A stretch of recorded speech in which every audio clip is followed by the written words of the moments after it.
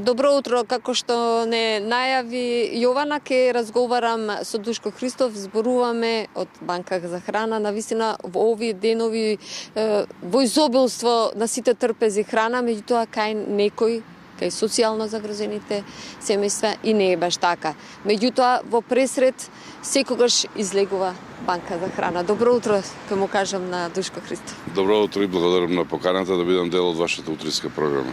Ве најавивме навистина во овие денови кога имаме изобилство на храна во трпезата. Тоа е некоја традиција, барем во Македонија, и за новогодишните, и особено за божикните празници.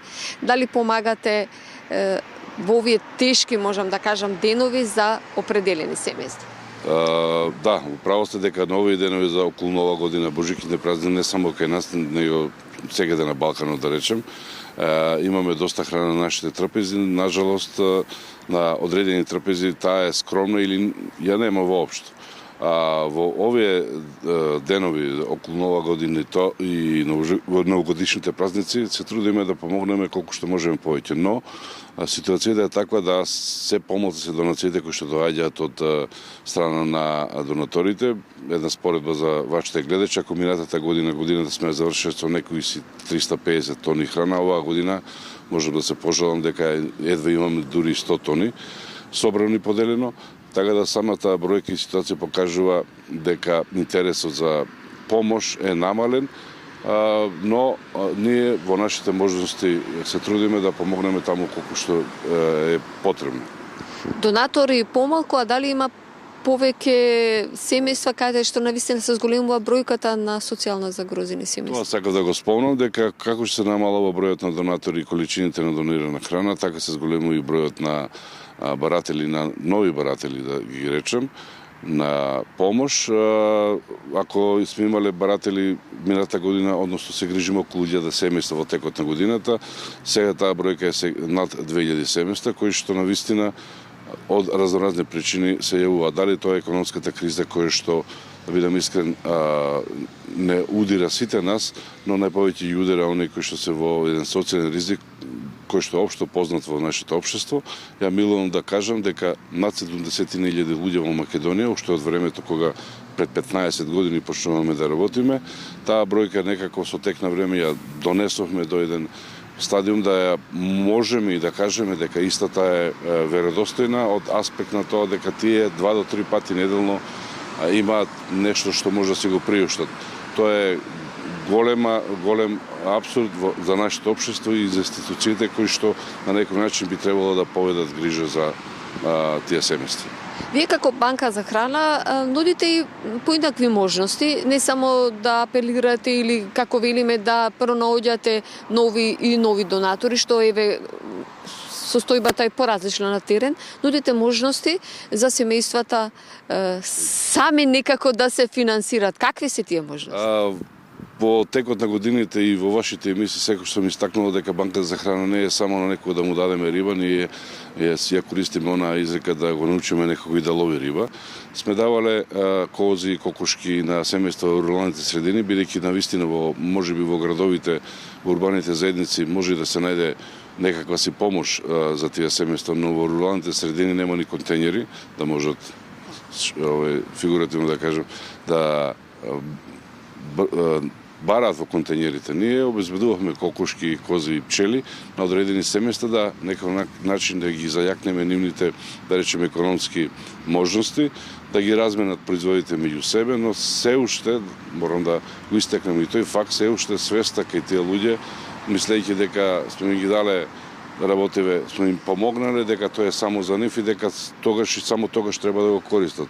Но ние ќе продолжиме и оваа година и годините што доаѓаат, кои што навистина има потреба во тие дел, бидејќи можеби тие немаат некоја друга помош, ама имаат парче земјина кои што може да одгледуваат за себе и да нешто што е вишок да го дадат на пазарот. Една мала ретроспектива. Кажавте на споредба во однос на лани, меѓутоа 15 години, скоро 15 години се занимавате со оваа, можам да кажам, проблематика. За овие 15 години еве кажуваме се зголемува бројката, меѓутоа во однос на вашата работа, колку е обемот зголемен, а тоа значи со самото тоа и помагате на семејството? Па некој сумарен резултат за овие 15 години, ние за 5-6 дена ќе полниме точно 15 години како сме во етерот на активизмот банкарство со храна во Македонија. Можам да кажам дека сме допреле до некои си 13.000 семејства. Тоа се негде околу 35 до 40.000 луѓе сме собрали, поделиле некаде над 5.000 тони храна, која што на еден транспарентен и најбрз можен начин било доставено до крајните корисници. За споредба, пред некои си 20 на дена во декември бевме гости на Црвениот крст во Осијек, нивната банка за храна. Тоа беше преку Еразмус плюс програмата и со помош на Националната агенција за европски образовни политики, да видиме која е разликата кај нив и кај нас. Огромна разлика, мора да напоменам, и тоа е еден апел до институциите дека секој вишок на храна кој што се јавува во општеството може да е на транспарентен начин преку, не велам банкарството со храна, него преку организации кои што навистина работат оваа, да речеме, хумана мисија во Македонија, може да допрат до бројни семејства. Тоа државата можеби нема да кошта ништо, бидејќи нашата услуга ние не ја наплаќаме, односно достава до самите корисници, а од друга страна бројни семејства морам да истакнам би имале на некој начин основен оброк, односно основен достоен оброк на своите трапези. Одличен пример во споредба со Хрватска. Пред самиот почеток на веќе вечер со огновите, утре имаме Бадникова, па Божик на трпеза. Дали банка за храна обезбеди храна барем за овие неколку дена? Веќе направивме една сума сумарум состојба, меѓутоа за овие денови ќе помагате ли на оние што најмногу треба? Морам да ги разочарам гледачите, бидејќи годината која измина бевме без складиште на банката за храна. Обично во овие денови имаме резерви да можеме да помогнеме барем 100 семејства, но оваа година, бидејќи не сме во можност да имаме таа количина на храна, оваа година некако ќе прескокнеме овој период, можеби за Великден, што тамо доаѓа во април, мај кога ќе дојде, ќе имаме повеќе можности да им помогнеме на семејствата што ги помагаме вообичаено во овие 15 години. Душко Христов, ви благодарам за директното вклучување во утринската програма. Еве, ова нека биде еден показател, еден апел до донаторите, дека навистина им се најмногу потребни на оние што најмногу им треба, тоа е суштествената храна. Да, секако, тоа апел и до самите донатори, до институциите да заеднички донесеме еден закон, една рамка во која што и ние како организации ќе имаме одредена форма на работење и начин, а пред се сами крајните корисници навистина ќе имаат што да стават на своите трапези. Благодарам уште еднаш. Благодарам и вас. Студио.